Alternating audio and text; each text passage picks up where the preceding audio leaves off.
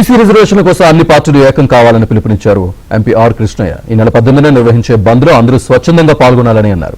బీసీల సత్తా చాడతామంటున్న ఆర్ కృష్ణయ్యతో మా ప్రతినిధి సిద్ధార్థ్ ఫేస్ టు ఫేస్.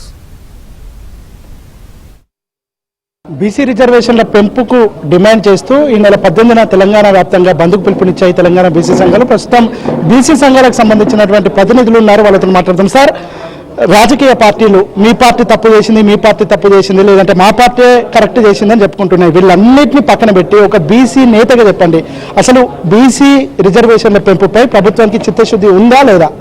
అంటే మనము ప్రభుత్వ పరంగా చేసిన దాన్ని చిత్తశుద్ధి అని చెప్పాను, కానీ కరెక్ట్ ప్రొసీజరే పాలైంది. రాజ్యాంగం ప్రకారం ఆర్టికల్ 243 D6 ప్రకారం రిజర్వేషన్ పెట్టారు, జనరల్ రిజర్వేషన్ పెంచారు.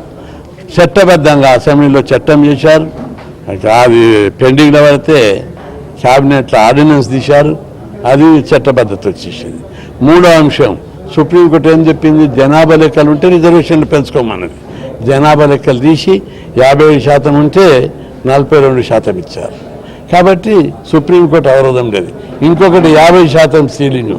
సుప్రీంకోర్టు తీర్పులో అగ్రకులాలకు 10% రిజర్వేషన్లు పెట్టినప్పుడు రిజర్వేషన్ యొక్క 50% క్యాప్ సీలింగ్ తీసేసింది.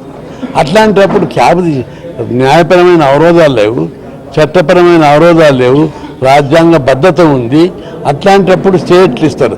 స్టే ఇచ్చేటప్పుడు కూడా సుప్రీంకోర్టు మొదటి రోజు స్టే ఇవ్వలేదు, ఎన్నికల షెడ్యూల్ ప్రకటించినప్పుడు స్టే ఇవ్వలేదు, మూడవ రోజు సుప్రీంకోర్టు ఇవ్వలేదు, మూడవ రోజు ఎన్నికల నోటిఫికేషన్ వేశారు, అప్పుడు స్టే ఇవ్వద్దు. వేస్తారు గుడ్డు మీద ఇంటికెళ్ళి లెంకొద్దు, వీకెళ్ళి లెంకొద్దు. విధానపరమైనటువంటి ఆలోచన చేయాలి. బీసీకి ఇది ప్రజాస్వామ్యం. ప్రజాస్వామ్యం లోపల ఎన్ని సామాజిక వర్గాలు ఉంటాయో వారి వారి జనాభా ప్రకారం ఆ సామాజిక వర్గాలకు విద్యా, ఉద్యోగ, ఆర్థిక, రాజకీయ రంగంలో వాటా ఇవ్వడము రాజ్యాంగబద్ధమైన ప్రజాస్వామ్యబద్ధమైన హక్కది.